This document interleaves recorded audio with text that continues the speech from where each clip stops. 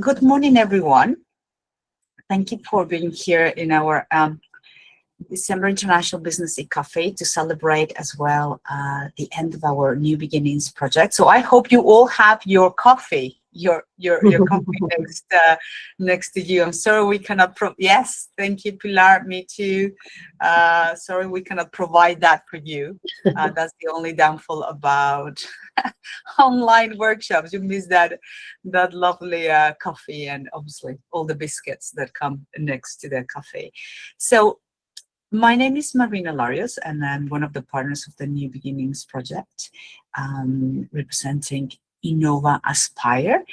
And what I would like to do, first of all, is to hand over to our partners who I'm so grateful that they're all here in different European countries, in different European zones. At least it's not so early for them and for their time, because it's a really, really busy period for all of us and for all of you as well.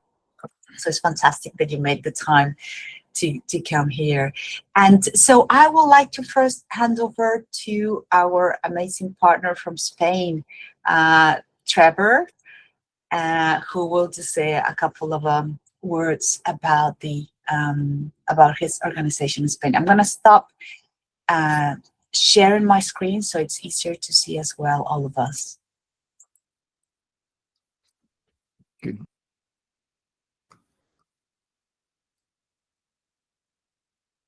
Good morning, everybody. Can you hear me? Great.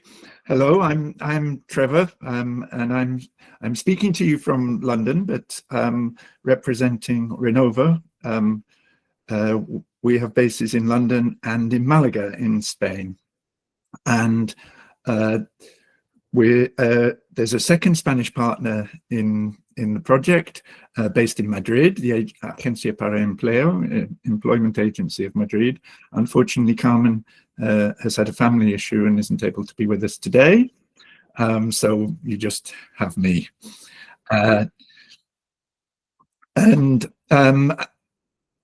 From the perspective of Malaga, we're talking today around supporting migrant entrepreneurs.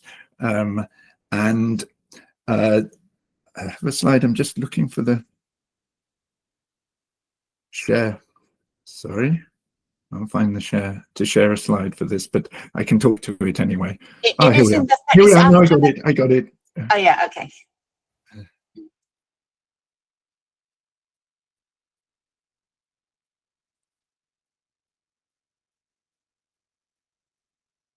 Here we are. Sorry, you should be able.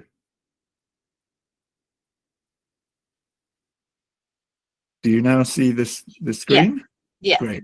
Great. So, yes, the situation in Malaga, for those of you who may be from Spain or interested in the situation locally, Malaga is booming at the moment. The province is set in the province of Andalusia in Spain, the region, and there's a very high rate of entrepreneurial activity, which provides a good context for migrants. And we have, and also a significant number of foreign-owned companies in Malaga, and large number of people, foreign workers in the workforce.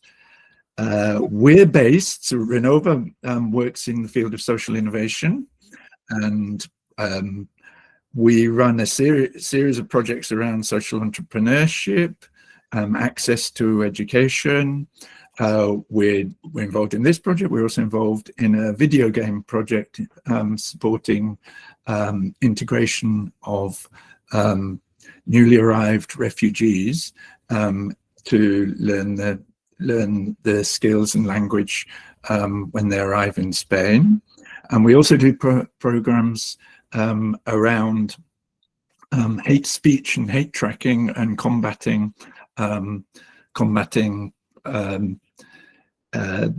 those issues for supporting migrants, and specifically around women migrants, because this is for women entrepreneurs today. We have identified some of the needs in training programs around making sure that training is personalized and participatory, using digital tools in training, including when with fewer opportunities, continuous monitoring of projects, and connecting with networks. And these are things that have been put into practice in the New Beginnings project. And today in particular is related strongly to networking, giving you an opportunity to meet people in the different participating countries in the project. Thanks very much, and look forward to meeting you all properly later in the day. Thank you very much, Trevor. And I would like to now invite Clara, our partner from France. Hello, thank you, Marina. Thanks everybody for being here today. So a quick presentation about myself. I'm one of the co-directors of Élan Interculturel, which is an organization based in Paris. I'm a psychologist and an intercultural trainer, and I've been working on this project with my partner Mina, who is also on the room. And we've been in charge with Marina to lead the educational path process with the contribution of all of the other partners, but to be more aware of the pedagogical part and the input because of our expertise in our organizations. So I'm going to show you a few words about Élan. Just be patient because I'm not the more at least person with internet. Now you tell me if you see my screen. Is this the case? Perfect. So Élan Interculturel is an organization based in Paris, which was born from a group of migrant women who wanted to promote intercultural dialogue. And they were students at that time in Paris, and they faced many, many challenges concerning adaptation, integration, but also simple things on how this country works in general. So this was the motivation to start an organization that with the time, at the beginning, it was a small social organization. And then we started with Erasmus Plus projects and international projects. And we position ourselves in innovative pedagogy. So this is why we study, and we create tools to then help either professionals or volunteers of the social field or the educational field or the health system also to better cope with diversity, to develop intercultural skills, and to try to see the otherness in general as an asset to all of our modern European societies. Okay. Well, we've been going for almost 20 years now, because this is not the actual final more actualized presentation. And we work with different target groups, mainly social workers, but also educational trainers that works with youth people or with adults. We also address our tools to marginalized people, migrants, mostly LGBTQIA+, or other groups in general that need support to develop more skills or knowledge on how to better adapt or to cope with change in general. And we also have a small part dedicated to children where we work in school, because we were fascinated to see how and when this otherness appeared to our eyes. This is why we also work with children in general. Our main pillar are the methods. So all of our team is trained in different art mediations. It can be radio, it can be theater, art, or games in general, because we strongly believe that the learning by doing and having fun while you learn, it's one of the most powerful ways of doing it. So this is our backup assets on how we achieve to train. It doesn't matter if you're a very high profile private organization, a multinational, or you're a migrant that just arrived. We use the same methods and approach for everybody. And our idea is to better understand the dynamics in interculturality and to try to propose paths, tools, and ways of dealing it with our values, of course, of valuing diversity, equality, justice, and dialogue as an asset for all societies in general. For those who want to know or learn a little bit more about Élan Interculturel, you can check our websites and all of our online things that you will easily find. So thank you for your first attention, and then 2 more minutes for me to try to present a little bit what very kindly my colleague Mina prepared for us all, to try to focus a little bit of which are the women entrepreneurs in France in general. So we have a small number presentation that might help you to get a landscape of here in France, how it is. So we know that women, we are the 52% of the population, so we represent the half or even more of the labor force, but we are underrepresented in general in the business leaders. 4 out of 10 new businesses are now created by women with a strong growth on the last decade. Most women entrepreneurs start small, like micro self-employment, and they grow progressively. And the picture now is mixed. We have a real progress in business creation, but persistence gap in leadership position, access to finance, and high growth sectors. And if we zoom into this, we can now see that mainly they are between 25 and 49 years old, and they all have a previous professional experience and higher education. This is an average, of course, not all of them, but mainly. They combine different statuses, like myself, that I work in salaried work, but I'm an entrepreneur on my private practice, and we also use these as transitions between jobs. We are overrepresented, the women, in everything that is personal services, health and social care, education, culture, retail, hospitality, and local activities, but we are underrepresented in tech, for example, in digital, in industries, in deep tech, startups, where the access to network and investor is crucial, and women do not have that access yet, or we do have limited access. We also have, I think, a gender bias, and we are very strong orientated towards social and environmental impact, community needs, and proximity services. Then when we find which are the barriers or which are the difficulties in general, this access to finance is a key barrier, because we have access to smaller loans, more refusal, less equality if we compare this into men. The investment gap also shows that only a small share of venture capital and startup go find to teams founded or led by women. And we also have this self-confidence and legitimacy, where many women doubt or fear or have risks or self-censor, and they don't even start the project.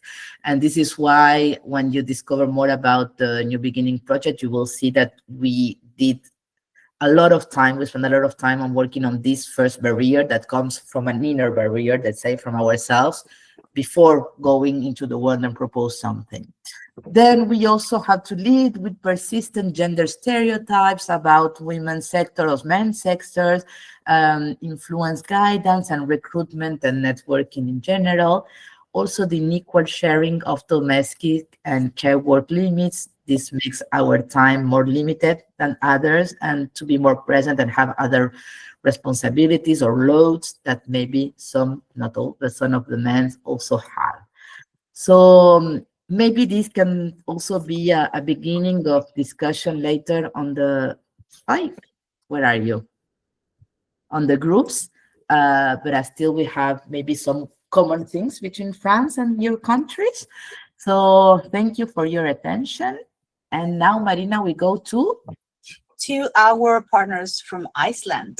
Thank you very much, Clara. That was really, really interesting. Thank you. Thank you. Good morning, everyone. My name is Ásdís Guðmundsdóttir, and I work for the Directorate of Labor, which we are leading this project. Well, the Directorate of Labor is handling all the issues concerning unemployment benefits. Also, we are servicing immigrants and refugees in terms of assistance and job search. But we also have we've been participating in European projects before that are for women entrepreneurs. So we have been active in this area for quite some time. And we have 2 initiatives with the Directorate of Labor. We have grants for women entrepreneurs, and we have a loan guarantee fund. So the grants, they are open for applications once a year, and you can apply for making a business plan, marketing, product development, or a wage grant. So if you're just progressing from your paid work into your company, you can get a wage grant while you are making this transition. The loan guarantee fund, we just, it was just finalized a while ago that it will continue for 4 years. The loan guarantee fund is owned by the city of Reykjavik and 2 ministries. So it's like a joint venture, and the aim is to give out loans without, you don't have to have a guarantee mortgage. So we loan the money, and then we trust in the projects. So this is what we are doing for women entrepreneurs. It's interesting also to mention the status of women leaders in Iceland, because I think it's quite unusual. So we have a women president, we have a women prime minister, we have a women mayor in our capital city. The bishop is a woman. Rectors of 3 universities, they are women. And also the leaders in the government, there are 3 parties in the government, they are all women. So it is quite, I would say, extraordinary. I don't know about any other country that has the same, but still there is always some work to do in terms of like Clara was mentioning, all the challenges. And I think I think these challenges are not only in France, it's like a common theme in Europe and even just worldwide. It is lack of funding. It is like the women, they have problems with getting loans, and so even though we have these great women leaders, we cannot fall asleep on on our shift, like we say in Iceland. So it's always some more work to do in terms of lifting women up and lifting women entrepreneurs up, because that is so important that we recognize that women entrepreneurs are a very important part of the economy in each country. So that was from me, but now to my colleague Sofía. Hi everyone. My name is Sofía Gísladóttir, and we work very closely together, me and Ásdís, working with entrepreneurs in Iceland, and have been doing that for many years. Partly and mainly focusing on building their self-esteem and self-confidence with positive psychologies and other methods, focusing of course on strength-based facilitation, because so many people are unaware of their strengths that they have in their body and soul and mind and their backpack, of course. So that is a very important focus we have. Ásdís was speaking about the status of women in Iceland, and I think it's we are in the situation that young girls in Iceland, they are born equal to boys and to all the sexes we have, really. We are a very open-minded society. And of course, I hope that immigrant women, refugees, women, they feel the same when they live in Iceland, that they have the same opportunities. And we have so many, we could say, fun stories to tell. Like a very young friend of mine, she asked, "Oh, can men drive a car?" It's because her mother always drove the car of the family, and she wasn't even aware of that man could even drive or should drive. So I mean, we have this very secure equality, but as Austi says, we can never fall asleep on our shift because we have lots more to do. But we are on a very good track, I would say. Thank you. It's very nice to be here with you all today. Thank you, Sophia, and Narcissus and all the partners.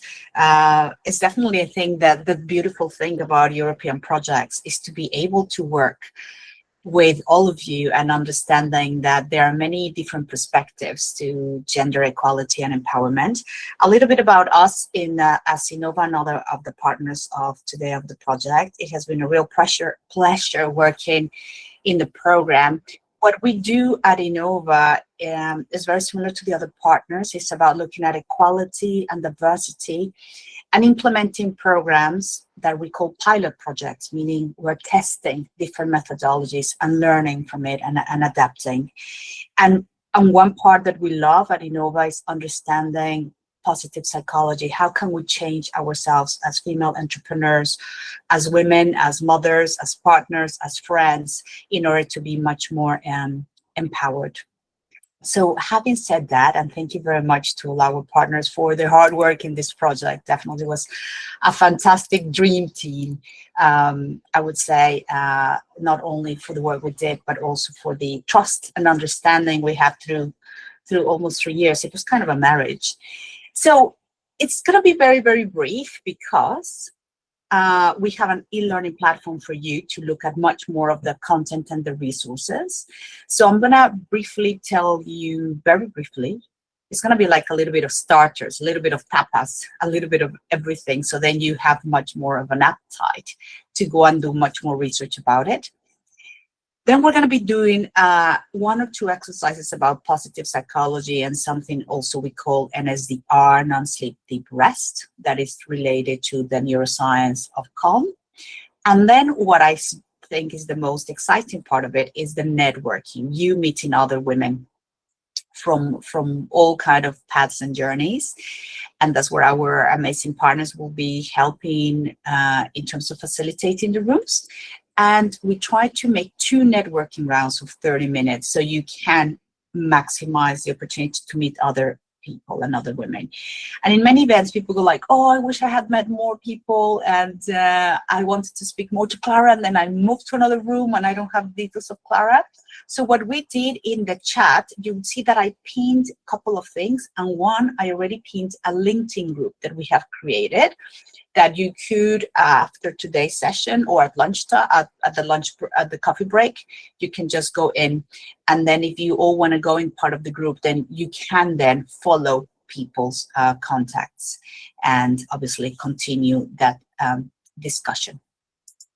So a little bit about our project is funded by Erasmus, that's the European Commission. We have our 5 partners who you just met.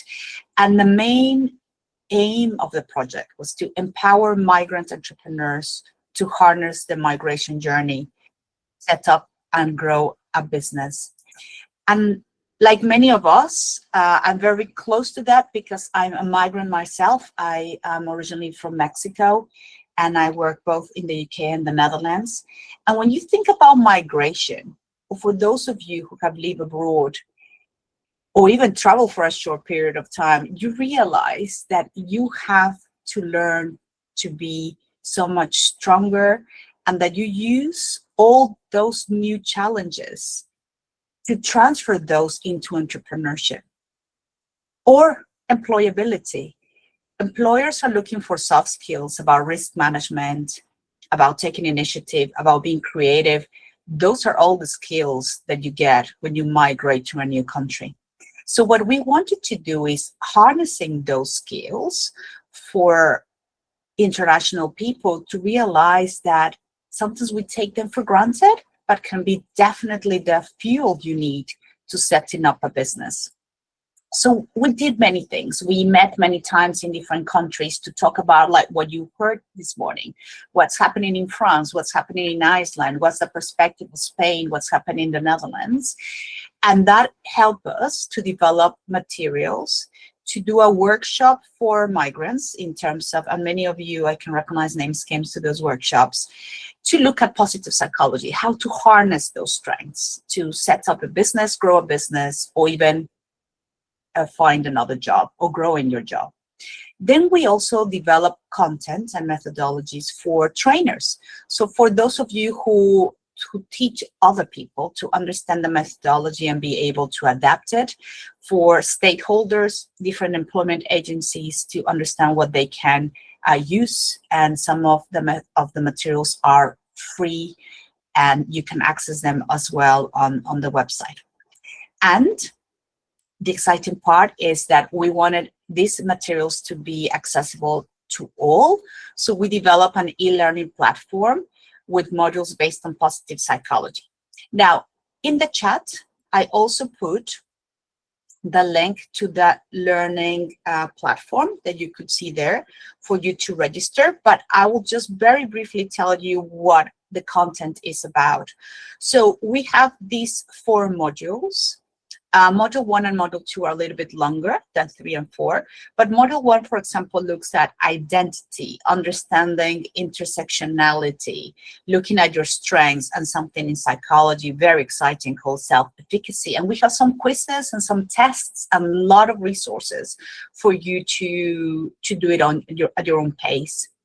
Then we have a module number 2 that is looking at something called Entrecom model. The Entrecom model has been commissioned by the European Commission to bring all the best experts in Europe to think about what are the skills, soft skills, that you need to set up a business or to run a business, or what we call intrapreneurship, not necessarily running a business, but having the same skills as running a business, but in terms of employability. So it will give you a good indication of what are the skills, exercises to develop those skills. Module 3 look at how to come up with creative tools to think about business ideas.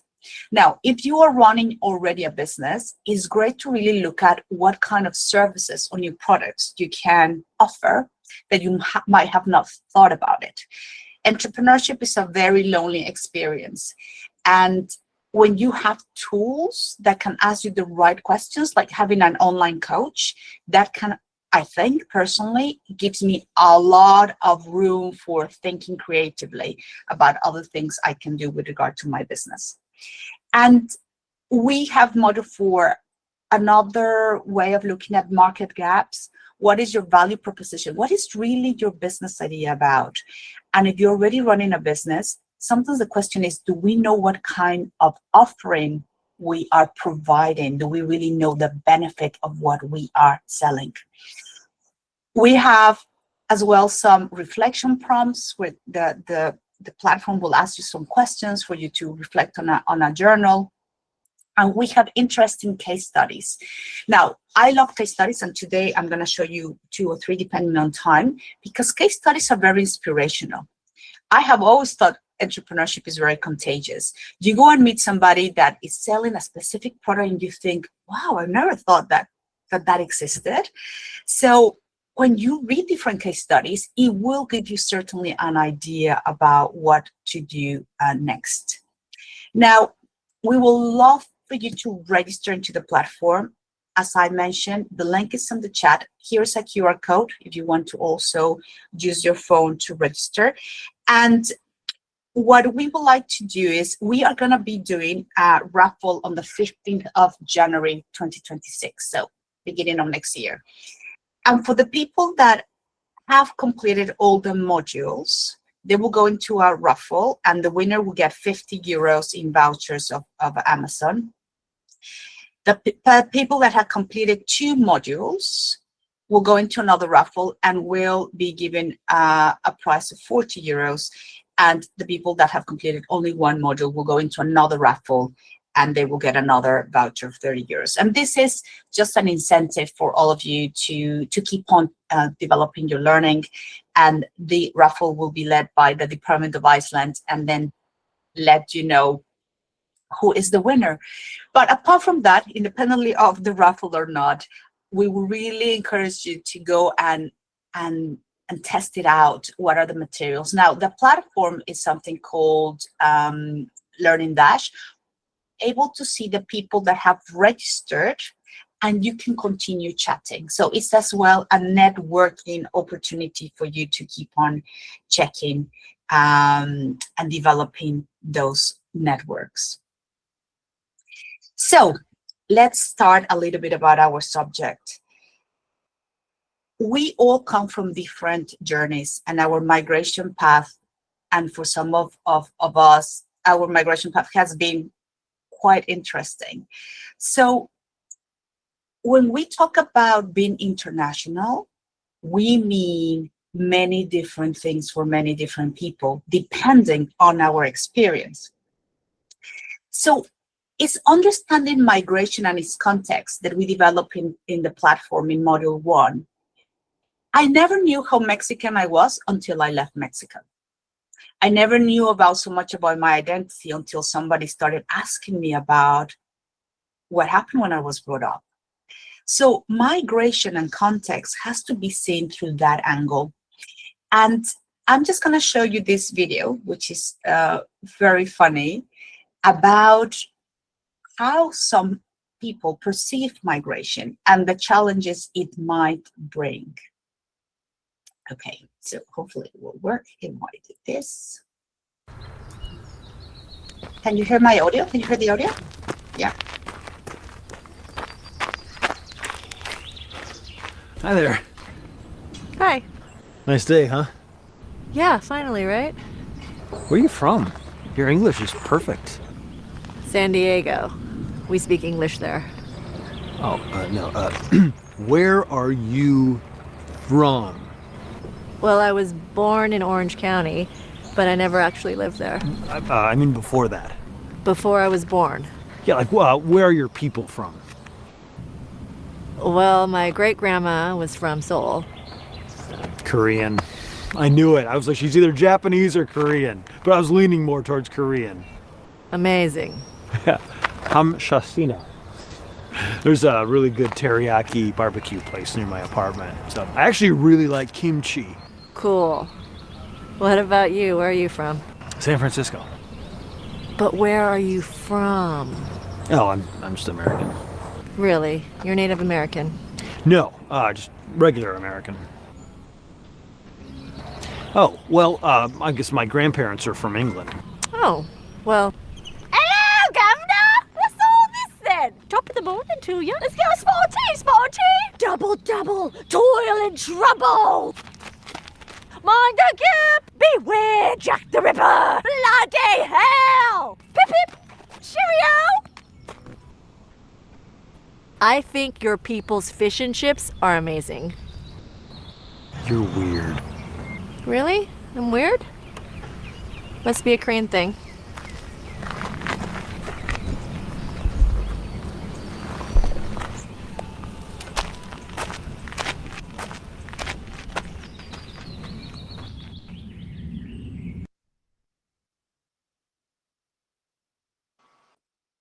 So what this shows us is obviously there's already some bias that we cannot get away from.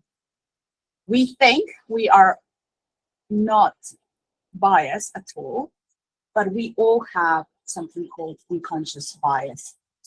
And the ability to have stereotypes is something that helps us survive and manage reality. However, within that, some people are more defined than others based on how they look, based on the accent, and based on their sense of belonging. We talk also about intersectionality.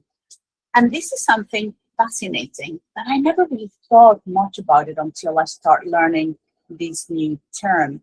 And it means that based on where we are and who we are, we have a lot of things that can make us different in a positive way or in giving us a bit of disadvantage. If you think about it, the intersectionality can come between personal stuff about your ethnicity, your sexual orientation, neurodiversity, gender, age, sex, race, or social and cultural things like your marital status, your geographical location, if you are from a big city that is cool or from the countryside, your work background, your income, your appearance, the house where you live, and also a lot of organizational stuff, right? Like how senior you are, your work location, your title, your degrees. And within that, that's what we talk about intersectionality. Now, that defines us, but also that defines how we see other people. So I have a really interesting graph here for you to look at and just for you to reflect. It's called the wheel of identity. The other category that maybe you cannot see because it's a little bit upside down is called mother tongue and age. And I would like you to think about which category do you think of most often? Which category do you think about least often? Which category do others immediately perceive from you? I love this one. Which category do I sometimes want to hide? Which category can make it harder for me to find a job? And which category has benefited me recently? So I'm going to give you a couple of minutes. If you want to write it down or if you want to use notes in your computer, just as a prompt for reflection.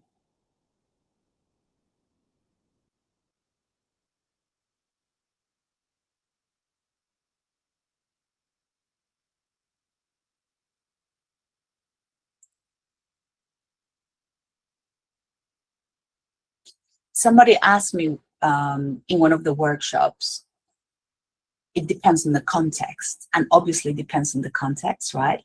But some categories, maybe recently, are the ones that you feel more identified, that's the one that gives you an advantage or gives you a disadvantage. Marina, will we be getting the slides sent? Yes, yes. Well,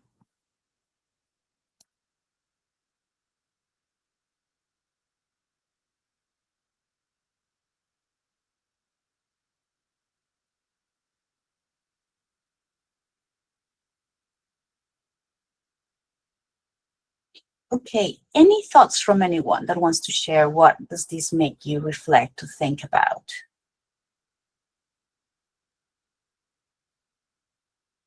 And there's no right or wrong answer. It's just about sharing your thoughts. Have you ever thought about this before?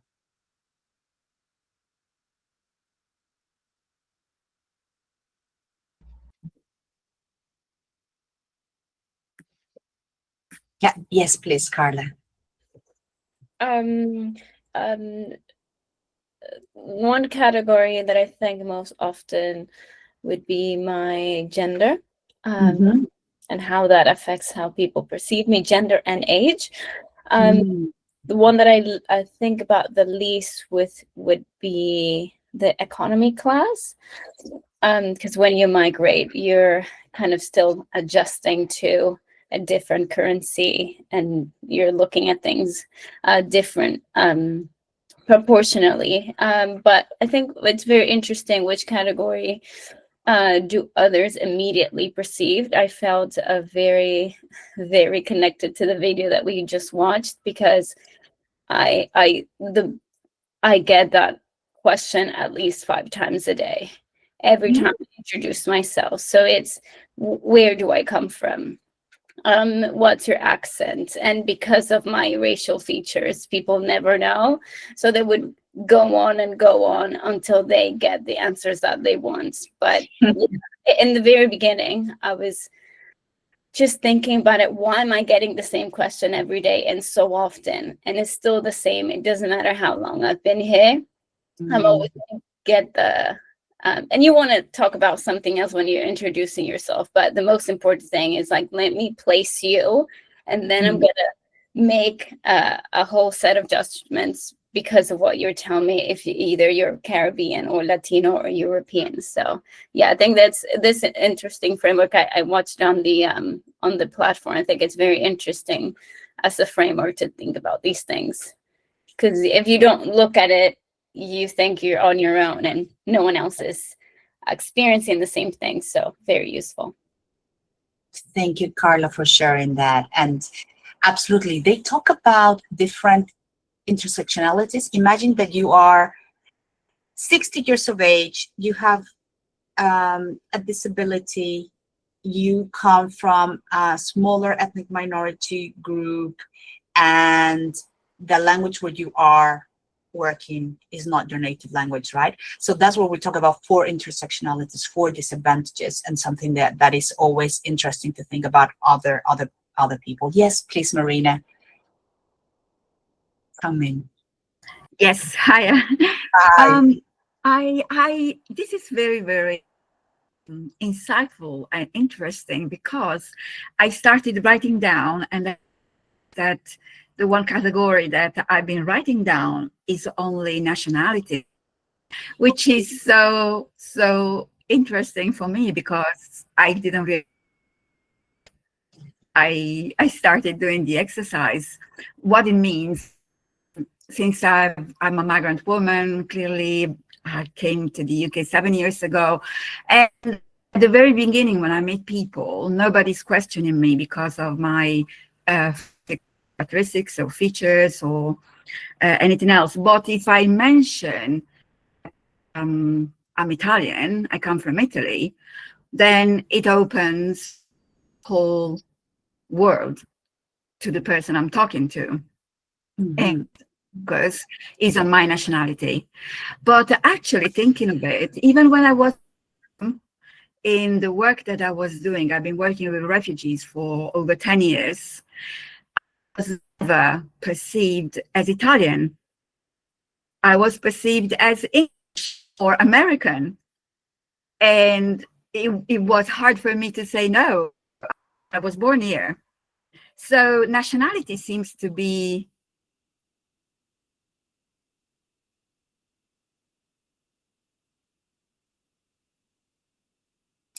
Oh, I lost. I can't answer the last question. I don't know what has benefited me recently. Yes, thank you very much, Marina. Very interesting. Welcome. Indeed. Thank you. Angeles, good morning. Hi, Marina. So good to be here with you. And I know, love the so- exercise. By answering the questions, I marked several of the identity of the wheel. For instance, for the category, I do things I think of most often will be gender, absolutely. What about the least often? I put the economy class. For the category, the others immediately perceive from myself, it will be, I'm from Mexico, but now I'm living in Spain. So often when I talk, people clearly notice that I'm not from here. I do speak Spanish, but not as people from Spain. So obviously nationality comes as a question that I often receive. Even though we communicate, we don't speak the same way. So that's something that I get very often. And of course, I don't look like a Spain people. I'm very Mexican in my features. And then the category I sometimes want to hide will be probably the religion thing. I don't, it's something that for me is more personal, and I don't talk about it or comment the things that I do in my spirituality. And then for the category that make it harder for me to find a job and has recently benefit me will be the age, because I'm over 60, and I'm here because I just recently retired. I'm doing my second PhD in Spain, so it's got the benefit of being old and having the energy to do a second PhD. So that would be mine. That I love that you are doing a PhD when you're retired. I mean, that is something I really admired, Angeles. And you know what is so interesting? Because we would say, okay, I have this identity wheel in terms of my mother tongue, but like you said, you speak Spanish, and you're in Spain, but it is a different accent. So within even the same country, for native speakers, somebody coming from the north might be seen in a different way than coming from the south, depending where is the strong economic discourse, north or south. And when we look at this, we think sometimes that we have a lot of identities that we move around, but sometimes we're very privileged in terms of our intersectionalities because we might not be struggling with many. But can you imagine when I did the Wheel of Identity and I thought about somebody arriving from Ghana with disability, single mom, not being able to speak proper English? Those are real intersectionality challenges. And that's when you start thinking about the privilege that you have that sometimes you haven't thought of before. So as I said, this is a little bit of starters like tapas because there's a lot of things to show you, but this is something that is in the learning platform for you to do more exercises. Now, I also added in the chat, if you can see, it's called Implicit Harvard. That is an unconscious bias test developed by Harvard. It's called Implicit Association Test. And you will be surprised when you do it to realize that you have a lot of unconscious bias against color of skin, against religion, against age. So I will invite you to do it. You have different tests that you can do. And obviously it has a very strong research background because it was developed by Harvard many, many years ago. And it's still one of the most important tools to use in organizations and in educational sites. It will reveal hidden biases. It will do a predictive validity, and it's good for educational tools if you want to do that. It looks at racial groups, gender roles. It looks at evaluation if it's good or bad. And when us as a team, we did it with the different partners, we were just shocked about how sometimes we discriminate without even knowing that. So I invite you to do that. And obviously, if you want to take, I'll send you the slides, but if you also want to take a photo of this, so after the workshop, you can just have more time to reflect on this wheel of identity, to think, when is a disadvantage? When is a privilege? And the question is, why does it bother you? Does it bother you because it makes you feel the other? Or does it bother you because you feel you're not belonging? And that is a really internal, very, very, very important internal. Okay, so I'm gonna be now, so we talk about migration, we talk about context. Now I want to talk about more about you as finding something that you love. And there's a model called Ikigai that comes from Japan. And some of you might have already heard, seen it. And if you have been on the platform, you have also done some of the exercises. But I love Ikigai, and there are many more books out there about Ikigai. And it started in Okinawa. It's the Japanese island, part of the Blue Zones. You know, the Blue Zones are those regions where people have the longest and healthiest lives. They live around 100 years of age, but they are healthy. That's the difference, right? Longevity and healthy. Because you can be living at the age of 100 and being extremely ill, or living still at the age of 100 and having all the energy. And it comes from ikiru, that means to live, and kai, that means the realization of what we hope for, of what we expect. And it's a method that is very much embedded in the Japanese philosophy. And this is the model that I want you to work on right now. Just gonna explain to you about what I want you to reflect. So Ikigai talks about all these dimensions, about what you love, what you're good at, what you can be paid for, or if you want to, not necessarily paid for, but what can you receive back from society if you are doing voluntary work, and what the world needs. And what the world needs might look grand and big, but think about what your community needs, what your customers needs, what your environment needs. So that is in terms of world, what Ikigai means, that structure around you. Now, this is really interesting because sometimes we do not think about this as a holistic perspective. and look at the intersections. What you love and what you're good at is your passion. What you're good at and what you can be paid for is profession. What you can be paid for and what the world needs is vocation.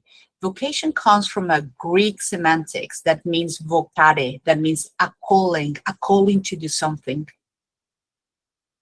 And then what you love and what the world needs is your mission.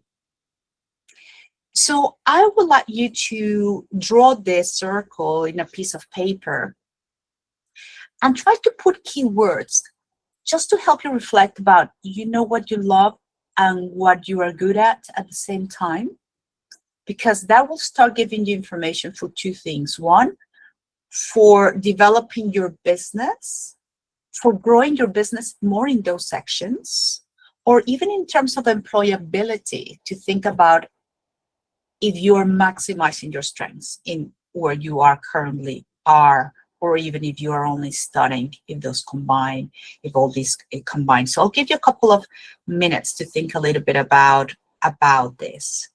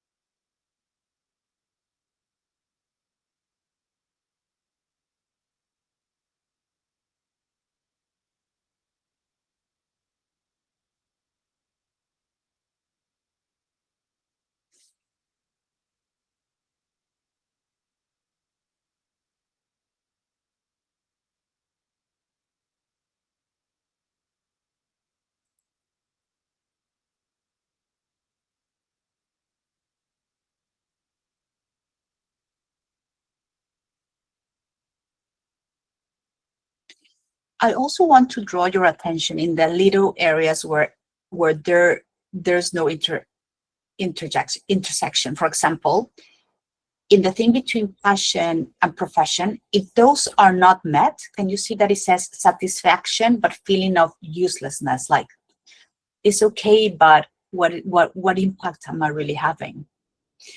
And look at the intersection between profession and vocation. When there's no really an ikigai holistic approach, you feel comfortable, but there's a feeling of emptiness if those two do not match. You are working in something that is not your calling, so you're comfy, you're getting a salary, you're getting an income, but that does not make your heart sing.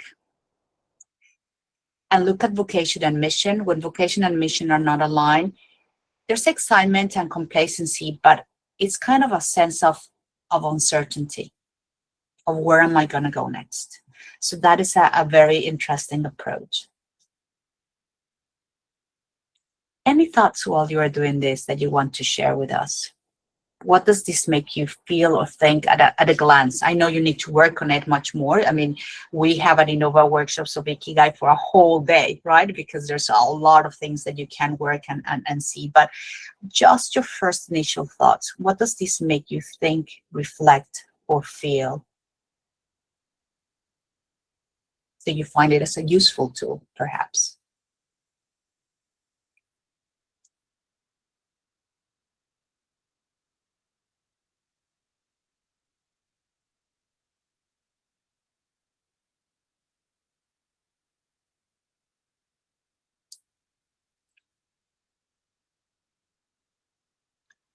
Hi, everyone. Hi. Thanks for sharing. Thank you. I just have a few words. What I like to do is, the question is what you love to do. What I love to do is, I love cooking. I love cooking different kind of food. and tasting the food to know how it tastes. And my mission is to be able to get the world to eat my food, and Okay. yeah, for them to Okay. know how it tastes. What kind of food you like preparing? I like preparing Italian food. Okay, so you think that you love cooking mainly Italian food and you're good at it, Yeah, and African food. and African food. Is Yeah. it like is it like an eclectic food you created between African and Italian, or you don't, although you don't bring them together, you separate them? Yeah, I separate them. Okay, okay. Yeah. And what do you think the world needs for your food? What do you think they need? It's a question to ask yourself. Why, what the world needs that you can offer? What I mean, world, don't, because world is a little bit intimidating as a word, right? It's the world. I'm changing the world. So maybe think about what your community, what are your friends, your colleagues, the people around you in your city, in your village, what do you think they need with regard to what you're offering? Yeah, I think they need food, and they need to taste different kind of food, because some Okay. people are used to one taste. Yes. So, and having a new taste is good. That's a great, Juliet. So now you are narrowing much more, and that is what gives you as well in your business, your unique selling proposition. You are offering diversity in the taste.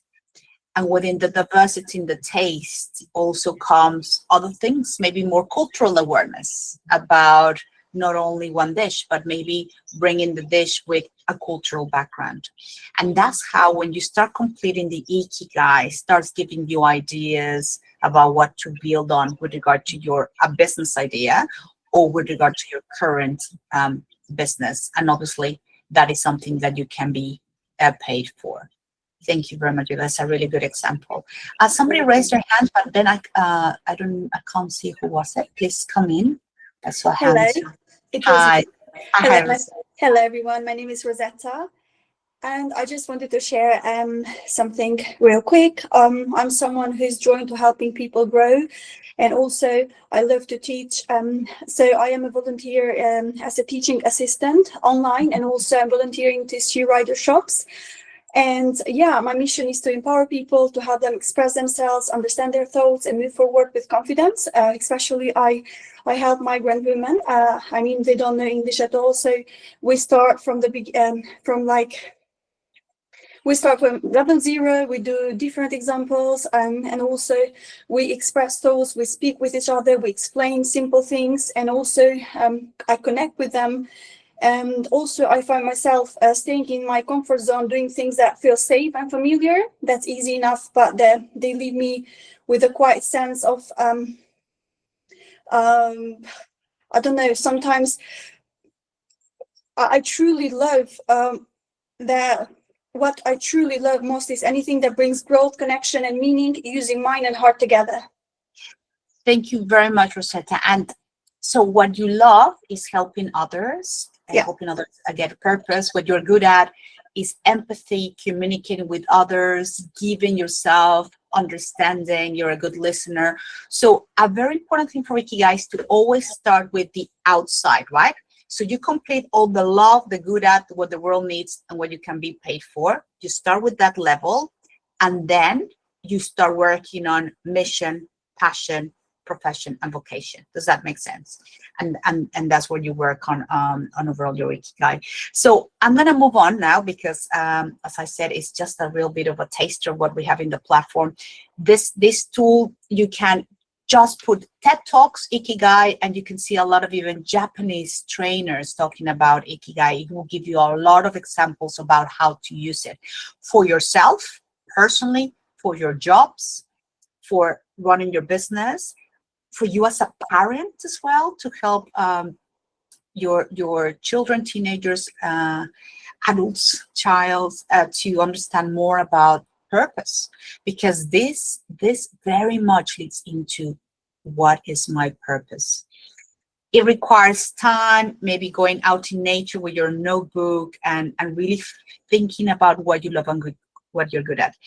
A good way of thinking, what am I good at, is think about what people tend to say about you. Oh, you're so good at cooking. Oh, you're so good at singing. Oh, you're so good at giving. Or you're so good at organizing things. You are always so good at keeping things under control. You're so well organized. So a lot of people say, oh, I'm not sure what I'm good at. And then I just ask them, what people tend to say about you? What do they call you? What kind of help do they always tend to ask from you? And that will help you put you're good at.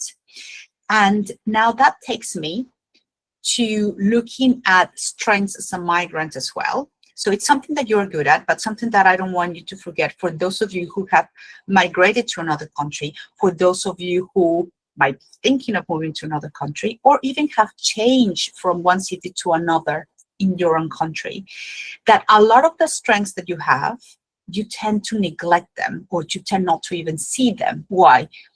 I know personally when I arrived in the UK, I was surrounded by international people. So I thought everybody had the same strengths, right? Everybody had to leave home.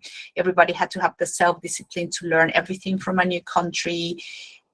You had to be focused and determined. But those are the strengths that you already know you had, because that was a big test. There's nothing harder than leaving home, than leaving your roots, the people that you love. It doesn't matter how many years you have been in a new country, it's grieving. It's grieving for those things that you left behind. But that can also be your superpowers, right? Because if you have done that journey, it means you have those powers to start any business or to grow a business that you are in love with.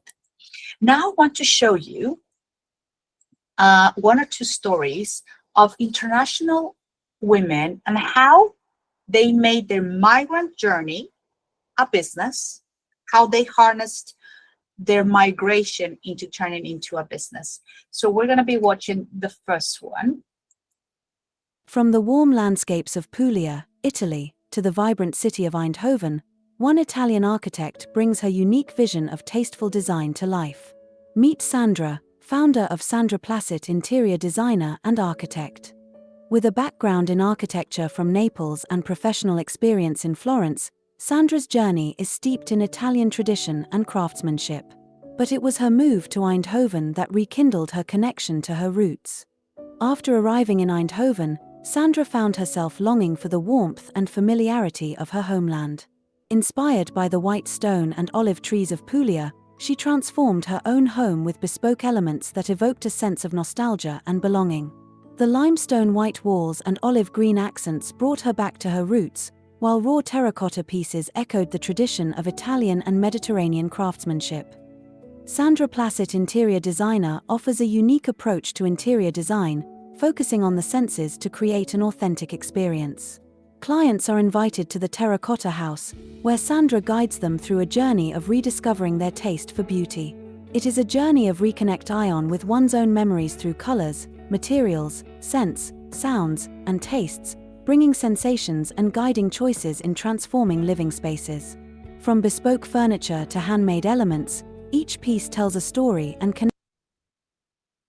Okay, I'm not going to show you all because I have others to show you, but that's an interesting thing, right? That she brought Italy into the Netherlands, and what her business is about is helping people create their homes based on what they remember back home, right?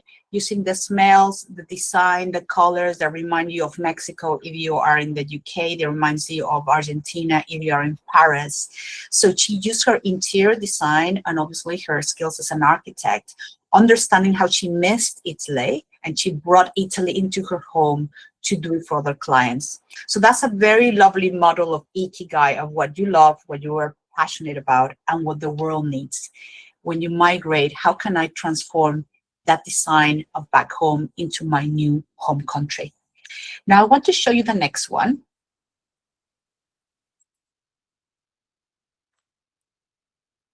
And this is another story of somebody that arrived in the Netherlands called Ebru.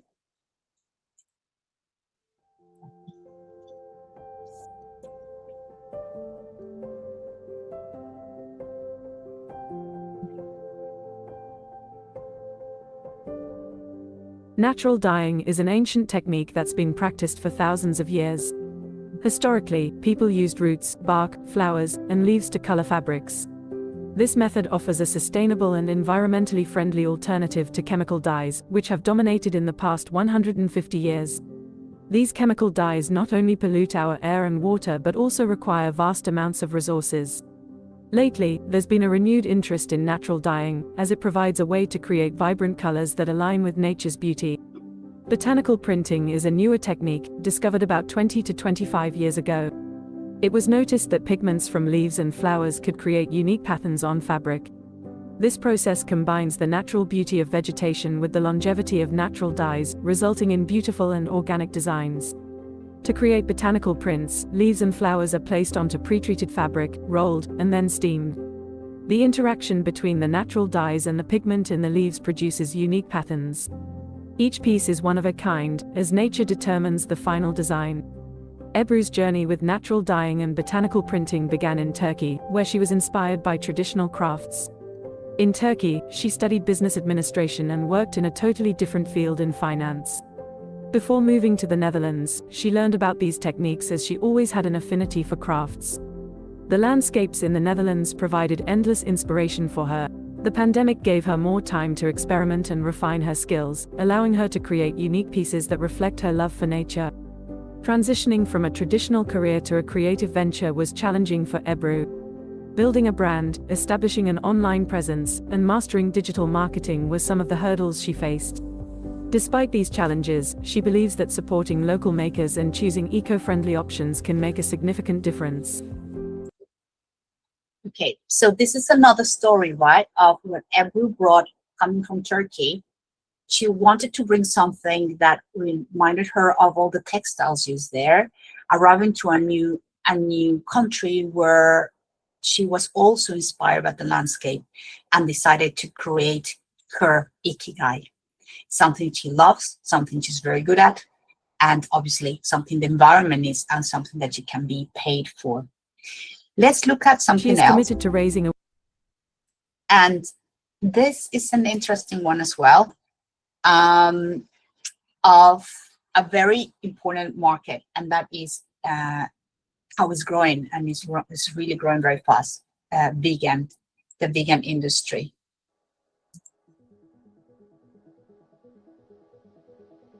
In a bustling corner of Talleres, Portugal, a revolutionary dining experience is unfolding. Meet Maria Antunes and Rua Catalão, the visionary couple behind Kitchen Dates, the country's pioneering zero-waste restaurant. Their journey from Amsterdam to Lisbon is not just a tale of culinary innovation, but a testament to the power of sustainable entrepreneurship.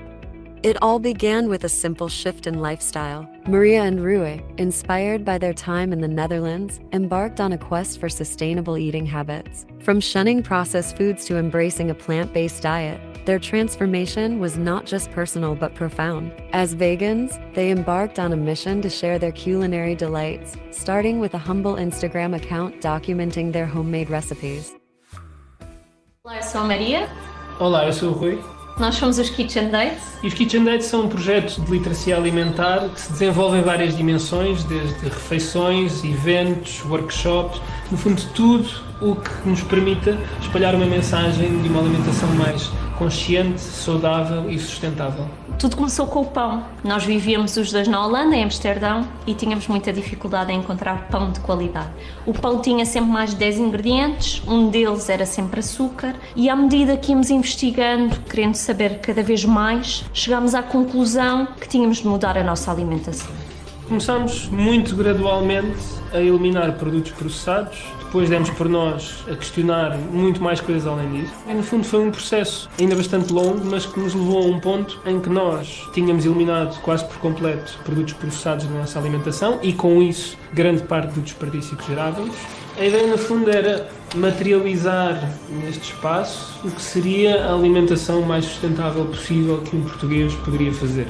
O desperdício está, por isso, intimamente ligado a tudo aquilo que fazemos. Aqui neste espaço, tudo o que entra tem de ser consumido, reutilizado ou transformado em composto. É por isso que temos a ajuda da nossa Eve. É um nosso compostor elétrico. O que faz é transformar toda a matéria orgânica em composto E inicialmente o que estávamos a fazer era devolver o composto aos produtores com quem trabalhamos numa lógica de economia circular. Mas quisemos ir mais longe, agora temos uma horta, começámos nós a cultivar e a plantar alguns dos alimentos para também... Okay, they are really inspirational. And what I love about the story is about a need, right? So their own personal need, because they wanted to have more quality in the bread. They were vegans and they couldn't really find the products themselves. So they decided to start doing it at home. Their Instagram followers increased, and now they have this very small restaurant that is everything is organic, sustainable, there's no waste. And that also reflects a beautiful Ikigai model about what the world needs, right? They identify a very clear. Now, other things that are interesting in Ikigai is this is an artist that spent a lot of time living in the Netherlands. And when she went back to Mexico, she realized that she could use a lot of the Van Gogh inspired paintings into doing postcards of very key landscapes in Mexico. So that's a really lovely way about being international, seeing something and bringing it and mixing and the combination with your own roots. Now, also here, it's another example of how to combine another thing about Ikigai. So this is artist. She's originally from Japan, and she's very passionate about science. And what she did is she combined her work with scientists, and then she creates these beautiful big pieces of art. This represents a protein, a green fluorescent protein, and she is able to combine with her Ikigai what she's very good at, obviously, origami, Japanese understanding, but what she's very passionate about is education and science. And there are a lot of other exhibitions she has done. This is a metabolome for some of you women in STEM, like Angeles. It's a visual journey through chlorophyll biosynthesis, and she did it as well as an installation. So this is obviously a small taster of examples of businesses. That's why in the platform we have some other stories. I love looking at stories because that is just, I can see Ikigais, living Ikigais of people that are doing what they're good at, what they're passionate about, what the world needs, what they can offer, and what they can be paid for.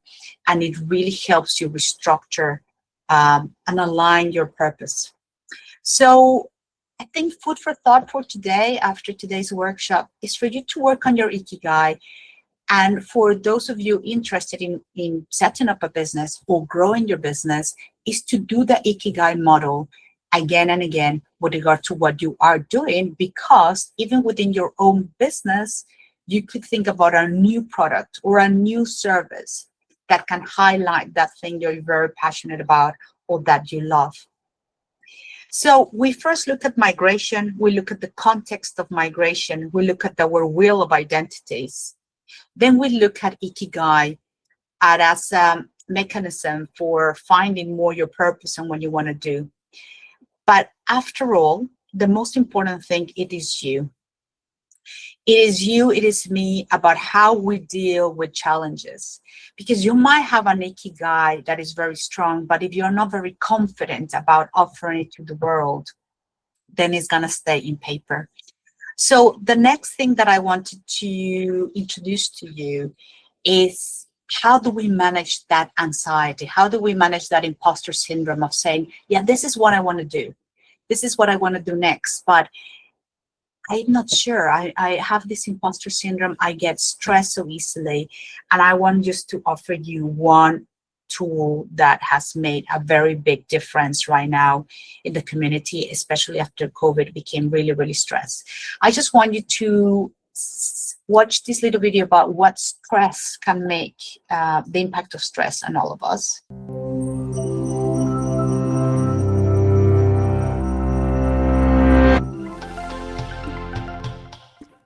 cramming for a test? Trying to get more done than you have time to do? Stress is a feeling we all experience when we are challenged or overwhelmed.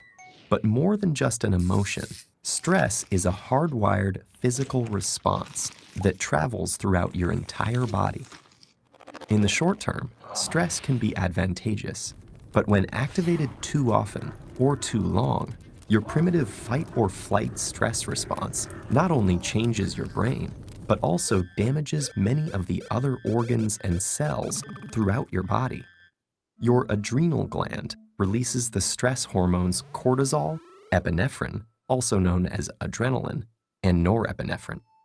As these hormones travel through your bloodstream, they easily reach your blood vessels and heart. Adrenaline causes your heart to beat faster and raises your blood pressure, over time causing hypertension. Cortisol can also cause the endothelium, or inner lining of blood vessels, to not function normally. Scientists now know that this is an early step in triggering the process of atherosclerosis, or cholesterol plaque buildup in your arteries. Together, these changes increase your chances of a heart attack or stroke. When your brain senses stress, it activates your autonomic nervous system. Through this network of nerve connections, your big brain communicates stress to your enteric or intestinal nervous system. Besides causing butterflies in your stomach, this brain-gut connection can disturb the natural rhythmic contractions that move food through your gut, leading to irritable bowel syndrome, and can increase your gut's sensitivity to acid, making you more likely to feel heartburn. Via the gut's nervous system, stress can also change the composition and function of your gut bacteria, which may affect your digestive and overall health. Speaking of digestion, does chronic stress affect your waistline? Well, yes. Cortisol can increase your appetite. It tells your body to replenish your energy stores with energy-dense foods and carbs, causing you to crave comfort foods. High levels of cortisol can also cause you to put on those extra calories as visceral or deep belly fat. This type of fat doesn't just make it harder to button your pants. It is an organ that actively releases hormones and immune system chemicals called cytokines that can increase your risk of developing chronic diseases, such as heart disease and insulin resistance. Meanwhile, stress hormones affect immune cells in a variety of ways. Initially, they help prepare to fight invaders and heal after injury, but chronic stress can dampen the function of some immune cells, make you more susceptible to infections, and slow the rate you heal. So I will send you this link anyway for you to all the links, all the videos I've been showing you. I will send them to you by email so that you can continue watching them. But the important thing is that if you are running a business or you are working or even not working, the most important thing it is you. If you cannot manage the anxiety, the uncertainty, it is really, really hard to thrive. So a tool that I wanted to introduce you today is called non-sleep deep rest. Now, non-sleep deep rest is a coined term given by Andrew Huberman, who I'm going to show you this video right now. And other people relate to NSDR as mindfulness, hypnosis, yoga nidra. But Huberman decided to coin it as non-sleep deep rest because we know in terms of semantics that mindfulness or hypnosis, people were thinking about magic carpets, and you already have, just with the word, an idea about what it is. But being a professor in Stanford, he realized that the impact of having non-sleep deep rest, NSDR, putting into practice was incredible on how we manage stress. And I have to say that is so important because we know, oh yeah, I have a great idea, but if you are about to burn out, then you cannot implement your Ikigai. That's why for us in the project, it's so important, the business element, how to sell your business, to think about business models, great, but very important as well to understand your identity as a migrant or your identity as the wheel of identity. But the third pillar is how do you manage yourself? How do you manage calm? How do you manage stress? So I'm just going to play this last 1 minute about what he talks non-sleep deep rest is about. The third and critically important thing to do each day is what's called NSDR, or non-sleep deep rest. It's very easy. You just passively listen to a script that takes you into deep relaxation and sometimes involves some focus or visualization exercises. NSDR can enhance learning. It can also help you recover from lack of sleep. So on days when you're feeling fatigued or you can't focus because you didn't sleep enough or very well the night before, it can be immensely beneficial. In addition, NSDR can help you get better at falling asleep and staying asleep. Many people ask, when is the best time of day or night to do NSDR? And the simple answer is anytime. Doing a 10 to 30 minute NSDR protocol can help you lean into the day with more energy. How long to do NSDR? And the simple answer is do it for as long as you have time for. Within the Virtusan app, we have an NSDR script of 10 minutes, another one for 20, and another for 30 minutes. So you could look for him. I will send it to you in the email. It's Andrew Huberman, and it will show you the neuroscience behind this. So very quickly, before doing a 2-minute exercise of NSDR, I just wanted to explain to you what happens when you are stressed. So the prefrontal cortex, that is this part of the brain, is what makes us focus, is what it gives us really time to solve problems. And then we have the blue zone here, that is the limbic brain. That is where the stress comes, the fight and flight reaction.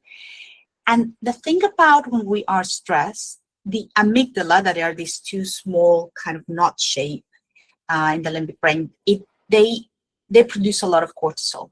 When we are very stressed, the amygdala is switched on and our prefrontal cortex is off. That's why we cannot think. That's why we cannot make decisions when we are very stressed. That's why we should not say anything when we are very stressed, because we might hurt other people because we are not thinking.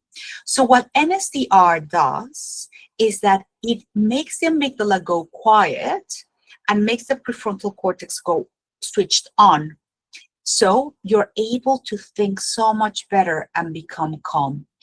Now, the neuroscience behind this is fascinating, which shows that only 20 minutes of NSDR every day changes significantly how you perceive stress and how much more calm you become. Literally, you transform yourself into a much more calm person.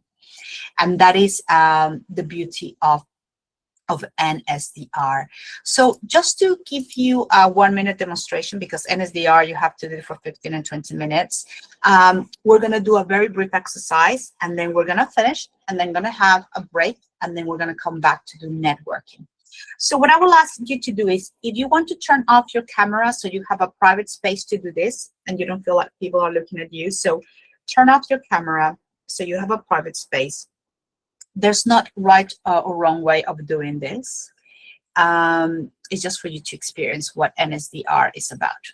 Okay, so I'm going to turn off my camera as well.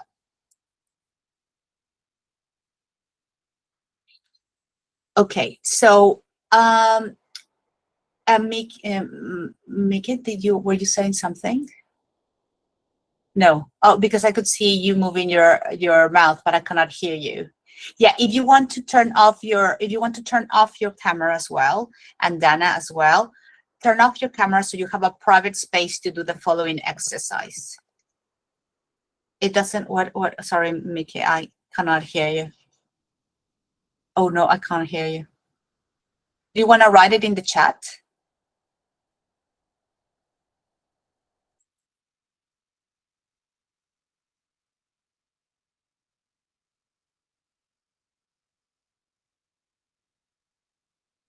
How do I turn off the video? Okay, you know, at the bottom you have a microphone and then like a sign of a camera. If you just click on that, it should, yes, perfect, brilliant. Okay, so what I would like you to do is just make sure you place both your feet on the floor and that your phone is turned off. That's an important thing. And it's just literally gonna last a couple of minutes, but I just want you to experience a little bit of what NSDR is about. So I want you to close your eyes, and I'm going to guide you through this breathing exercise. You're going to inhale counting to 4. Then I want you to keep the air counting to 7. And then you're going to exhale through your mouth very slowly, counting to 8. And I'm going to guide you. So ready? Inhale 1, 2, 3, 4. Keep 2, 3, 4, 5, 6, 7. Exhale 2, 3, 4, 5, 6, 7, 8. Inhale 1, 2, 3, 4. Keep 2, 3, 4, 5, 6, 7. Exhale 2, 3, 4, 5, 6, 7, 8. Inhale 1, 2, 3, 4. Keep 2, 3, 4, 5, 6, 7. Out 2, 3, 4, 5, 6, 7, 8. Now you can breathe normally, still have your eyes closed. And I just want you to concentrate in the temperature of the air coming in through your nose. And when you exhale, see if there's a change of temperature. Perhaps you might perceive that the air coming out is a bit slightly more warm. You're just noticing. You don't have to change anything, just noticing.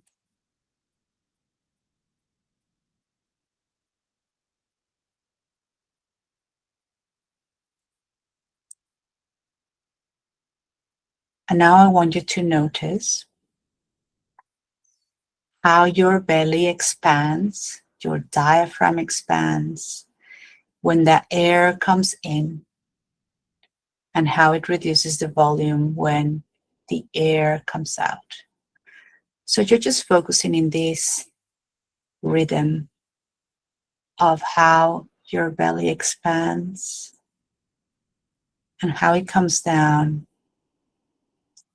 in each inhalation and each exhalation.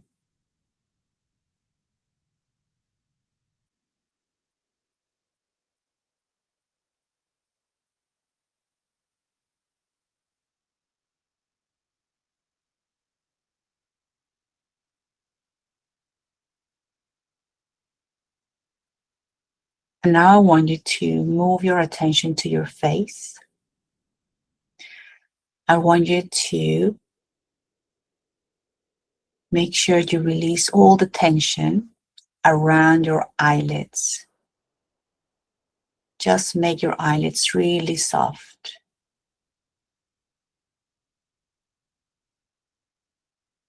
And any tension around the muscles around your eyes, just let go.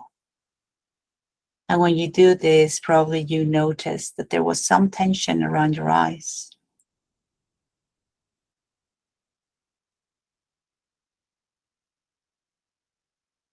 And now you move to your jaw, making sure that any tension you might have there just disappears.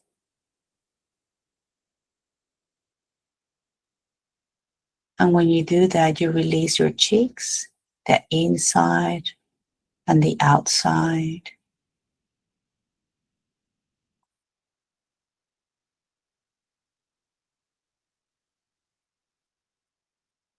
And just by relaxing your face, as right now you have not one single expression in your face, it's completely still and calm.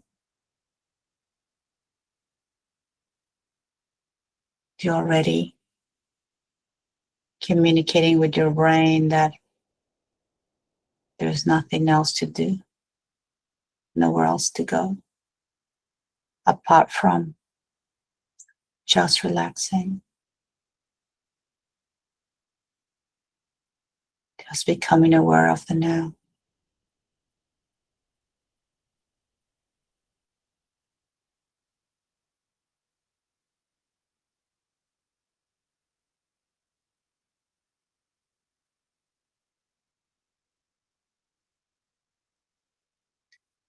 And now gently, I want you to Focus if you can hear any sounds around you without any judgment, just noticing any sounds that you can perceive. As if it's the first time you hear these sounds, you just notice them.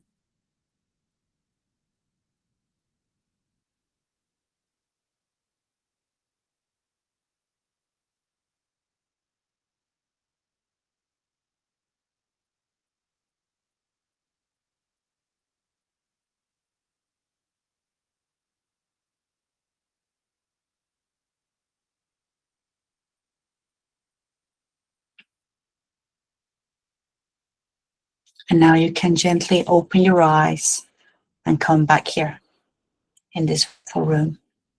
And if you feel comfy, you can turn on your camera so I can see that you are all back and that you didn't fall asleep.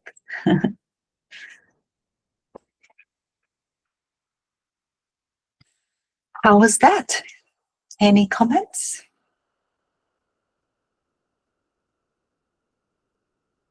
Oh, I can't, Marina. I can hear you. I can see your mouth moving, but I cannot hear you. Sorry, I was just saying, wow. Yeah. That's right. Oh, very much. I had the most amazing feeling of flowing like water. Mm-hmm. And my that happened only when I was fully able to let my face muscles just fully relax. And you just And it realize was- when you let go of the tension around the eyes that we have tension around the eyes, but you don't realize that until you let go. Anybody else that would like to share their experience? Very pleasant, Marina. Thank you, Carmen. And very Nice relaxing. nice to Yes, see you. wonderful. Anybody else? It's very good. Sorry, It's was that- it's very good. The feeling is good. It makes me feel good. And I can feel all my muscles. And you can see all that? I can feel all my muscles. Now, what happened in neuroscience is something very, Juliet, I'm just going to mute you because I think there's echo in your, is that when the amygdala calms, the prefrontal cortex is on, and you're focusing more, but from a calm perspective. And you know why we love it? Because we're so thirsty for this. We need it so badly that when we have it, we go like, oh yes, I belong here. This is where I belong. It's like when we go on holidays, right? And we're on the beach and we go like, this is where I was born. This is where I should be. This is where I belong to this, right? And you go back to your work with all your inbox and you go like, no, this doesn't feel right. And when you do this exercise, you realize this is it. This feels like no words can explain. So as well as part of the email I'm going to send to you, I'm going to send you a couple of videos to watch more about NSDR and for you to develop more this practice. But now it only was like 3 minutes. Can you imagine 20 minutes of this every day, what it does for your brain? You definitely become much, much more calm person. But they call it mental fitness, and means you cannot just do it 5 minutes and forget about it and go like in 10 years, oh, what was that exercise that we did? It does not work. It's like the same thing as developing a muscle. You might be walking every day. If you stop walking for 3 days, you have sarcopenia, right? You start losing muscle. Well, guess what? What the video you saw about cortisol and stress, if we don't do something about it, we fall ill. And that's when we want to do something about it. When we fall ill, we go like, okay, vitamins, vitamin C, now I need to go to bed. So it's all about prevention. So let's have our coffee break. So somebody, yes, Majuline, please come in. Yeah, thank you, Marina, for all of these things. So I wanted just to share here like a funny things, which is that I just experienced it recently. So like last week I had a surgery and then I got the full anesthesia.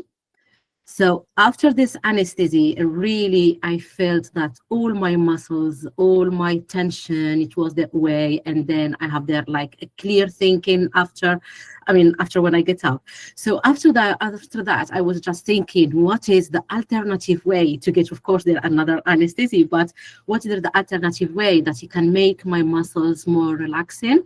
So which is now, we had it now like in just like this 2 or 3 minutes, but hopefully I think that, as you said, maybe if we can do that like repetitively every day for 20 minutes, of course there is a big change.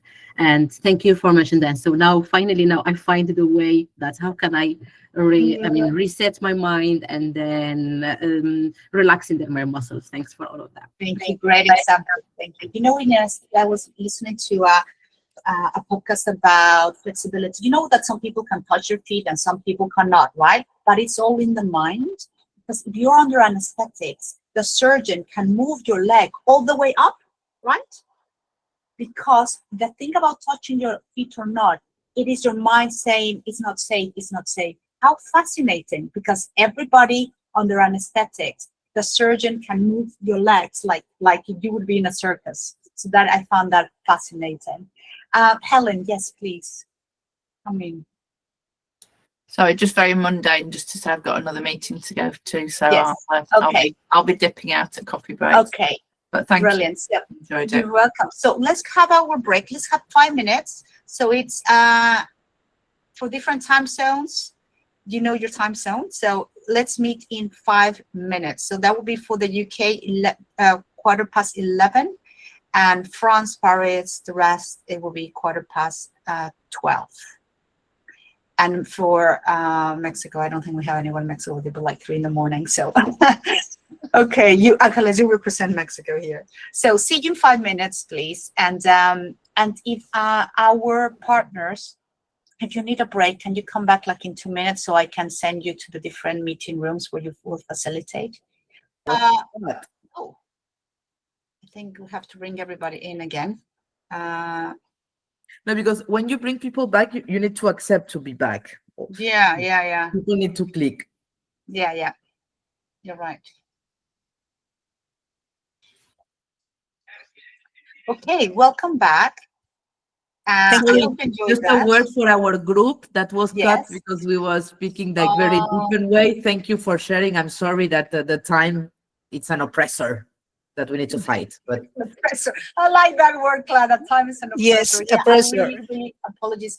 I want to highlight something in the chat. If you go to the chat here, you're going to find a couple of documents. One, at the top is the registration to the e-learning platform. Please do click on it so you can register. It takes you literally 30 seconds. You have to put just your name and your email. Then we have set up a LinkedIn group for this event, right? So you can you meet other women because you're not going to meet all of them, right? So that's the LinkedIn group that we have set that for. Then an evaluation form for this event, if you can kindly help us complete it.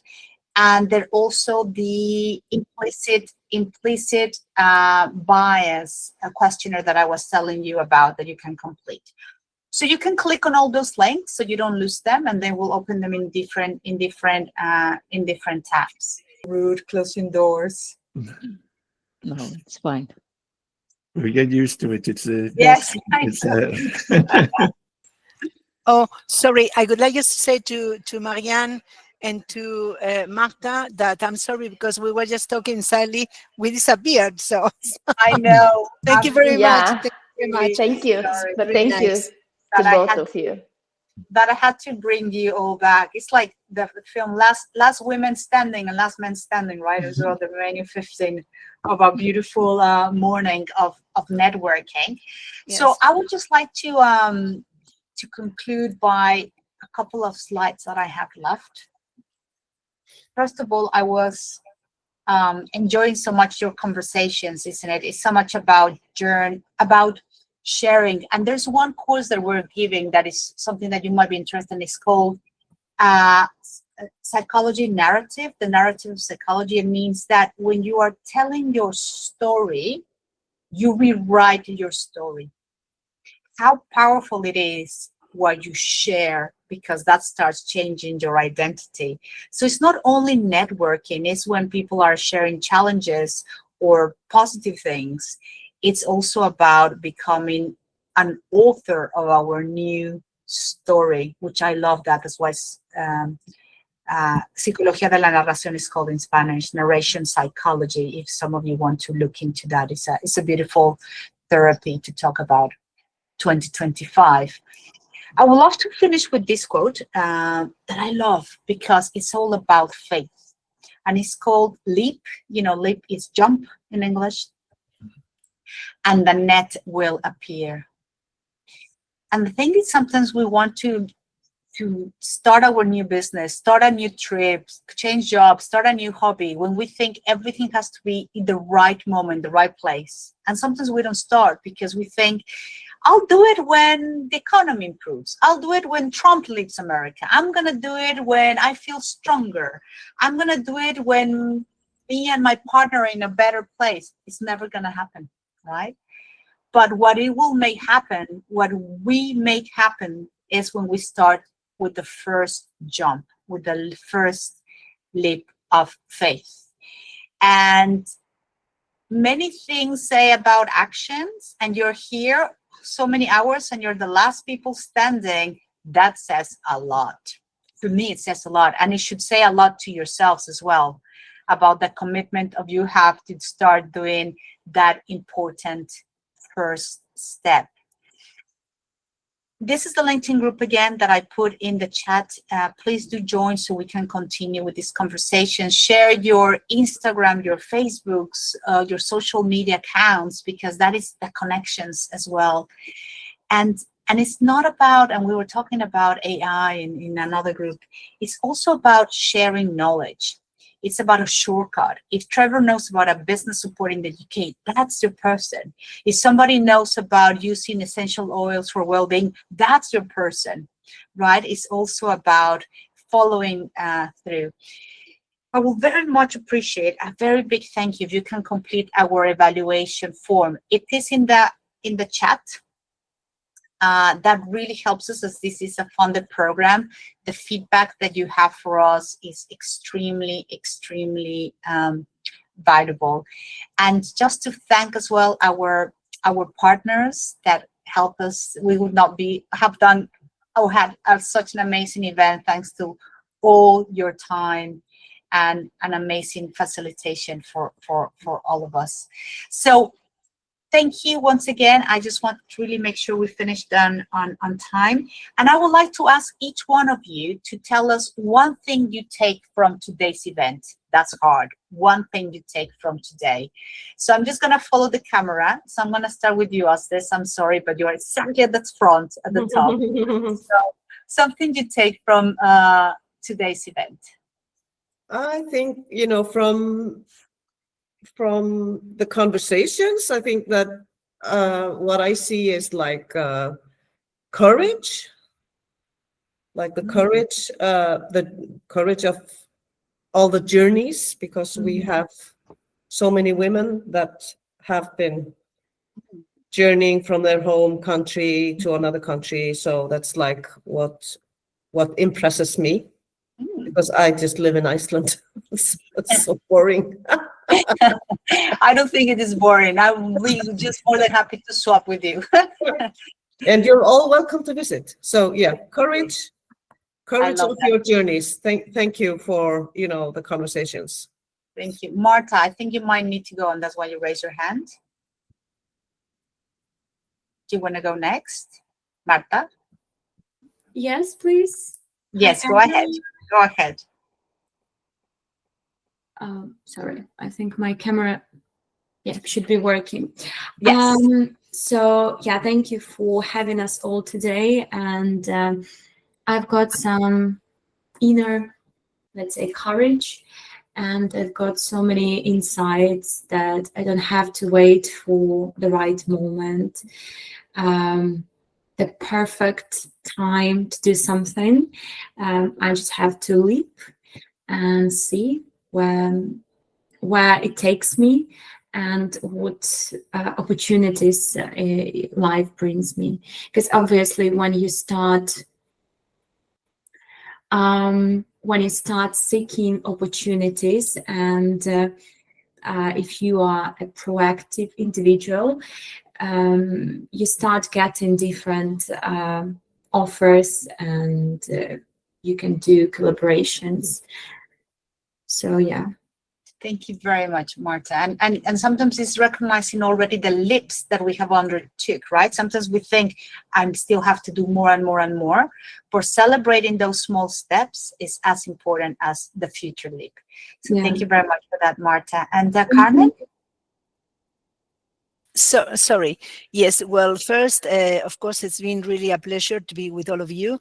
I found that they're really very courageous, and also something that really is interesting, that deep down we are all equal. We are all the same. So we have the same kind of dreams, anxieties, and and it's very interesting because you meet people from different points of the globe, and at the end of the day we are the same. So it's and that's really good. That's really nice. I love it. Thank you very much.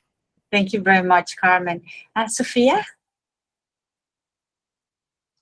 Yes, thank you. I would say maybe happiness, well-being, and for us being together as a network, it brings happiness to us, and happiness brings well-being. So I think we can live very happy by the end of this session. So that's my input. Thank you. Thank you very much. Trevor? Yes, I'm really struck about this idea about taking the leap, and how impressive that is, and something that Pilar, one of the people in our session, said about that facing many challenges and disappointments, severe disappointments, in the process of starting a new business. And she said something really striking. She said, and I'm not sure if I get the words exact, Pilar, but this is what I took from it, that she was thankful for those problems, for those difficulties, because she learns from them. Am I saying that right, Pilar? Is that... Yeah, I think when you're in your comfort area, you get stuck, and the worse the people around treats you, the more doors they close for you. I think it's make you to move faster, learn faster, or to cry faster. But when you clean your tears, you keep going. I think the worse life treats you, the more improve yourself. And At least in my case. Thank you for that, and give everybody strength, because what I took from it is that starting up a business and running a business is an endless path of problems, and that's what it's about, and that's the joy of it, is solving the problems, and they're not going to go away. There's just going to be more and more of them as you carry on, and you're going to think you've solved one, and you find another one the next day. And I thought, with that attitude that Pilar expressed and that approach to it, that's how you carry on. That's how you have the resilience to carry on. So that was very inspiring. Thank you. Thank you very much, Trevor. Marianne? Hello, everyone. Thank you so much. This group is so amazing. I mean, we shared many things, as Carmen said, and yeah, I just realized that it feels so good to be with people who have dreams. I mean, we could all not be here like in this same group if we are not kind of aware and really evolving and discovering our next path or identity or whatever shifts we want to make. So thank you so much. You've been so inspiring, and yeah. And I hope I get the links, because I cannot click here the links. Thank you, Marina. You cannot click the links in the chat. Yeah. Is it possible to receive all these links? Yeah, but is it only a challenge for you? Everybody has the same problem, or you cannot? You can click. They worked for me. They clicked for me, so I don't know. It's not all of us then, because they worked for me. I will send it, Emma, and you will see. Don't worry. You'll receive all these emails and all the information in it. You're going to receive a dissertation of an email. Yeah, because I'm using phone, so probably that's the reason. Yes. So, but thank you so much, Maria. Thank you, Marian.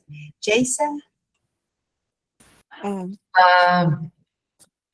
I agree with Ash this, the courage, because it is interesting. This morning I was in my personal journal. I wrote this word courage, and from Portuguese and also Latin it comes the core and to act. So to act from your heart, So coragem in Portuguese. Coragem. Yes. So it's really something that now together with you makes total sense to have to have the courage to act from my heart, and is in a way is a very authentic one.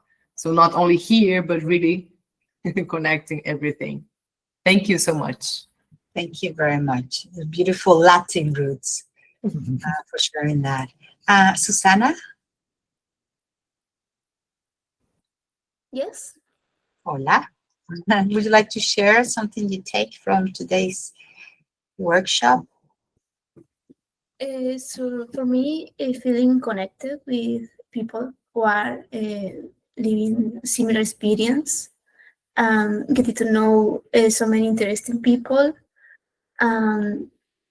different perspectives.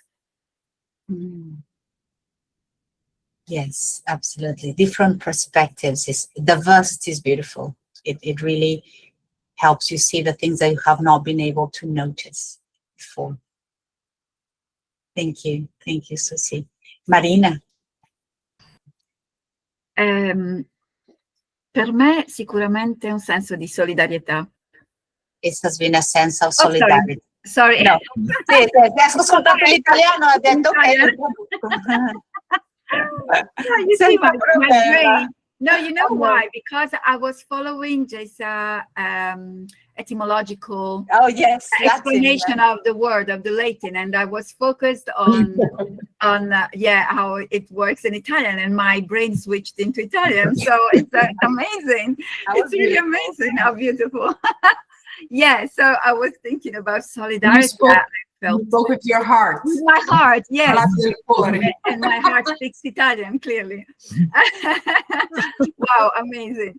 I felt this sense of solidarity that is so important today, because we are bombarded daily by negativity and negative outcomes, narratives, like from virtually every corner.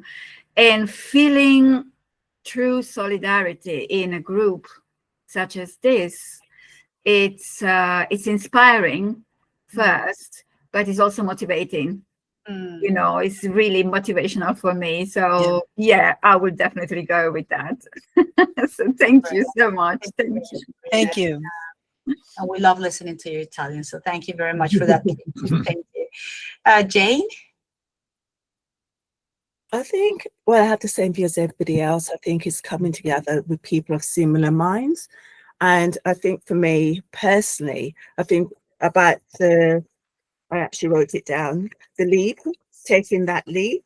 I think that's probably what's resonated. I've heard, it's nice to know, regardless of where we are in the world, we're having similar problems, but I think the leap and the net will appear. I think that's resonated more than anything else. I'm sorry to say that, because I know that I need to take that leap. And it's nice to hear that people have already done it, despite the challenges that they've had, you know, with the personal or language problems, you know, going to a new country. So I think just the leap, that alone is what I'll take away.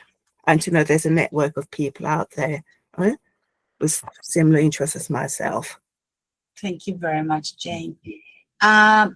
Pilar, do you want to add something else? Because you were responding to something Trevor was asking, but do you want to add? No? Okay. Angeles? I think I leave the session feeling grateful for the opportunity and the people that I have met today. And brings me to think about wherever we are in our personal journey or the place we are physically. It's not about that, but it's about how we feel in time and the things that we can do, receive what we have, people give us, but at the same time, feel that we can also help someone else. So it's always receive and give together that comes hand to hand. And even when we feel that we have been a terrible disadvantage because of whatever situation or context, there is always a way that you can give to someone else, and that will make you immediately feel better. And that's something that something gives you the inspiration and the motivation to move forward. This group has done it for me today, although I've been in very, very blessed in many things. Now I feel that I start my day, and whatever people that I get to join today with a lighter and a brighter way to think and do things together. Thank you. Oh, that's lovely, Angeles. Thank you very much for sharing that. And Majuline, I'm not sure if I'm pronouncing it correctly, or Majuline. Hello? I think she had to leave. Oh, okay. So then we close with beautiful words to Angeles, which is really nice. And thank you very much to all of you for sharing that. Do you are happy if we take a photo of that the outlast, like they say, the people that remain, the outlast, like the Netflix program. That's so the outlast. So if you want to turn this, I'm going to share this in social media. If you are not happy with that, then you can turn off your camera or let me know, and then I can blur you. Okay, so 3 hours of work. Okay, is everybody ready? 1, 2, 3. Brilliant. Okay. Oh, wait. Oh, didn't want to. Sorry, I have to do it again. Sorry. Okay, 1, 2, 3. It's not wanting to do my snipping. I cannot smile any longer. No, wait. Let me see. Something is not, a snipping tool is not happy with me. Just a second. I'll manage this technology. Maybe it will take us an hour, but hey, Leap and the net will appear. Yay! Let's just smile for the day. Okay, with my cheese. Yes, I did it. The only thing is that Aziz was not looking at it. After all of that, that's exactly when Aziz stopped smiling. Okay, let's do one more. Sorry about that. Okay. Marian? Okay, last one. Aziz. I'm ready. 1, 2, 3. Yes. Let's see. Good. Wait. Oh, gee. Again. Oh, no. Wait. I think it did. Save. How do I save this? Come on. How do I save this? Okay. You know what? Don't worry. But I'm just gonna take a traditional photo with my phone. What do you think? I think. I tried to take one as well, Marina. So maybe yeah. Okay. me too. Have a look. Okay. You can smile. This is better. The traditional way. Okay. 1, 2, 3. Smile. Yes. Got it. See? Good. Okay, Marian, you wanted to say something? Yes. Quick question, Marina. Because I came late, can I have the recording of because I missed this and Trevor's maybe presentations? So Yes, can I have the recording of those? I'll make it available in YouTube so you can watch it. And then as this and Carmen and Sophia and Trevor can become influencers. Yes. Thank you so much. Yes. Yeah, that's the last question. Thank you. Okay. Okay. You take care. See you. Thank you so Have a much. beautiful week. See you. Bye. Bye.